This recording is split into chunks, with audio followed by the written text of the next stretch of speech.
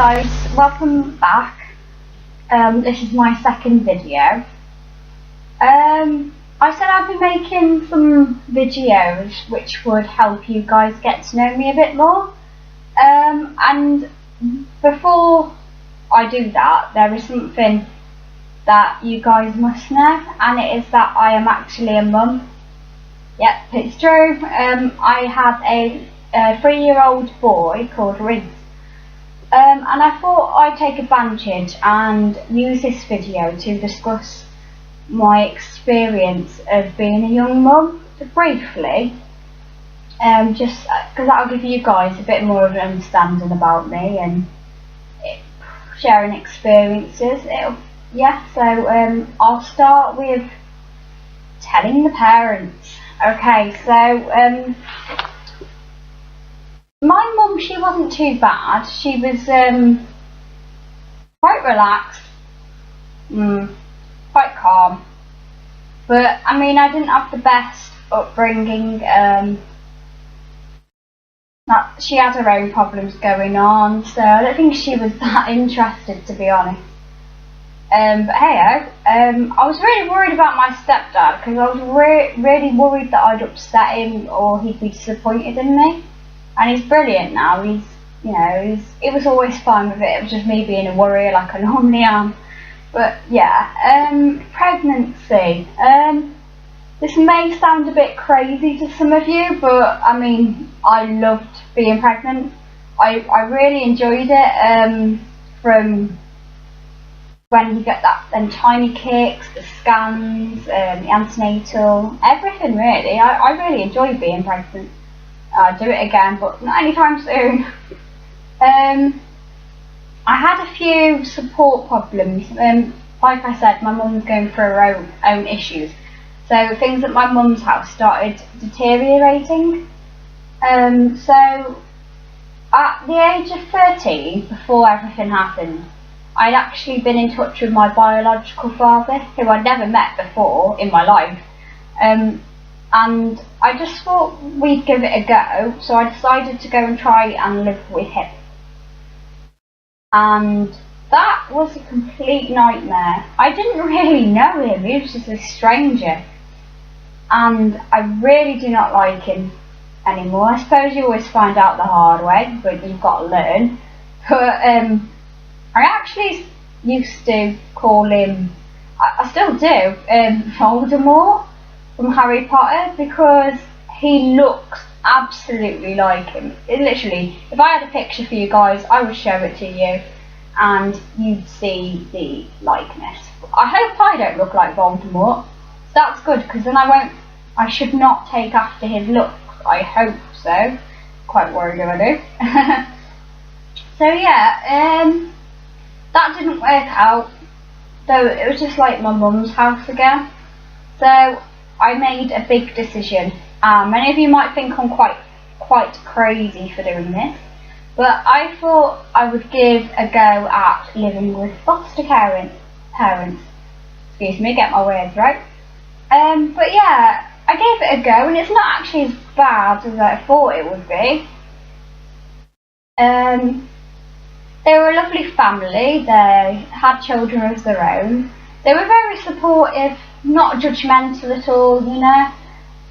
But as I got older, I finished my exams, got some good GCSEs, and started college, doing a health and social care course.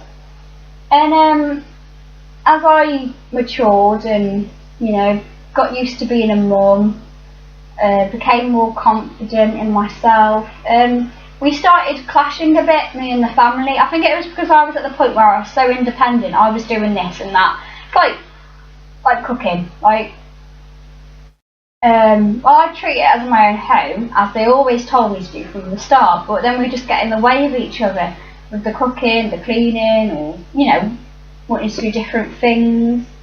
So it was a bit awkward. But then I decided to move out and try and live on my own for a bit.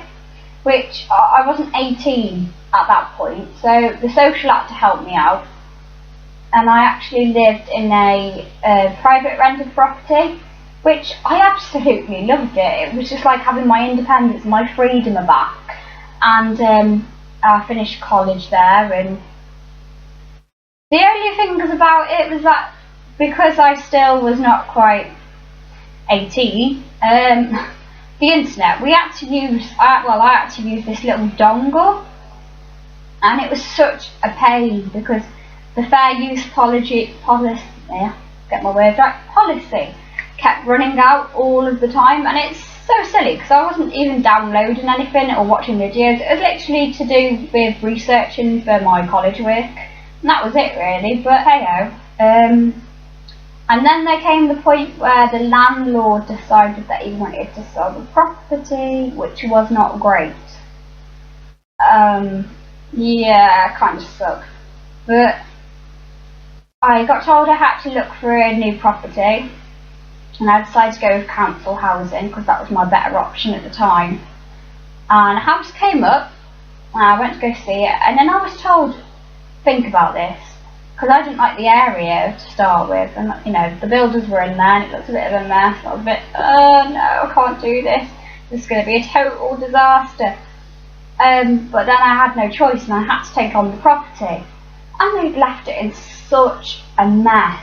If it wasn't for my partner's family, then I wouldn't be able to live here. There's no place for a mother with a child to live, you know. But it's a house. And I had to keep thinking about that. I had a property of my own and I had to be grateful for that, so I had to make the most of it.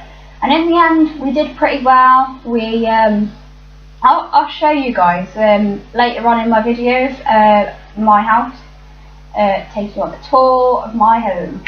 But yeah, we got through it, and now my little one's at nursery, is happily settled, going to school next year, so I'm very nervous about that.